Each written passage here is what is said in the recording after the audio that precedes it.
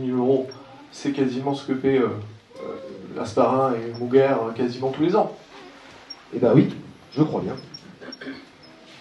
Alors, on va continuer. Si je retrouve des petites notes, parce que je ne veux pas vous dire de bêtises. Voilà. Je vais arrêter sur la ZAC. Il y a une autre façon de faire. Nous, on vous propose de construire un lotissement de 15 lots, très accessible. Accessible pour nos habitants, pour nos riverains, pour nos jeunes, pour nos seniors, si leur envie leur donne. Des bâtiments, des lotissements avec des terrains inférieurs à 100 000 euros. Vous allez me dire, mais comment c'est possible, sachant que sur la ZAC, c'est 185 000 euros et que soi-disant, ces prix, ils ont baissé. Alors les prix, ils ont baissé parce que les terrains ont réduit aussi. Faut pas l'oublier. Donc, c'est facile, parce que le terrain, on l'a déjà. Ce terrain, il existe. Je vous l'ai dit, il est à Rambouillois. Et ça fait des années qu'on paye des intérêts de remboursement d'un emprunt sur un terrain dont on ne fait rien. Donc là, c'est possible. Et en plus, ça va renflouer nos caisses. Et ça, je vous l'expliquerai plus tard sur les finances de la commune. Et ensuite, regardez, ça peut être sympa, sur le haut d'un Rambouillois. Ensuite, il y a une autre initiative. La mixité. Ben oui, il faut qu'on fasse quelque chose de ce terrain, parce qu'on a investi de l'argent au niveau de la ZAC des châteaux d'eau. Mais ce qu'on va faire, c'est qu'on va construire intelligemment. Mais on va construire plus petit. On va faire 40 lotissements. On appelle ça écologique, c'est à haute performance énergétique. Parce que 40 maisons, 40 logements. Logement. Faut lire, hein, c'est écrit, Florence, voilà. Non, on va faire 40 logements à haute performance énergétique. C'est ce qui se fait de plus en plus, c'est important. Parce que ce qu'il ne faut pas oublier, c'est que, ok, on achète un bien, on achète un logement, mais ensuite, ce qui coûte cher, c'est l'entretien. C'est le garder en bon état, et c'est de continuer à pouvoir vivre.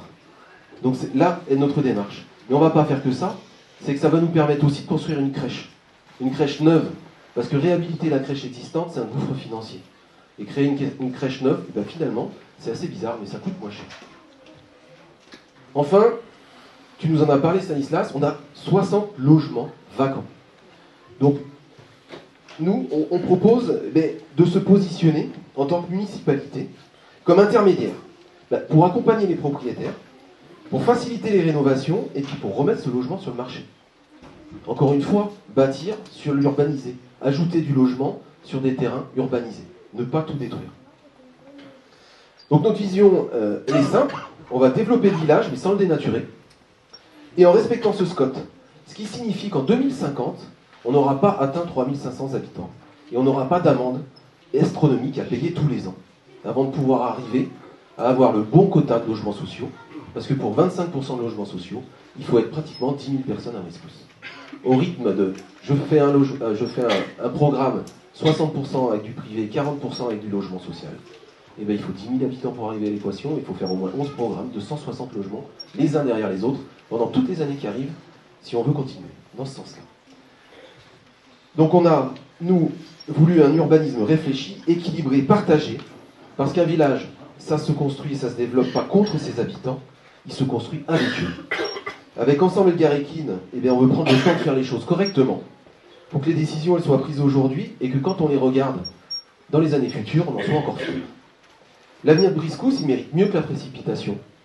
Il mérite de la réflexion, de la transparence, et surtout du courage politique. Je vous remercie.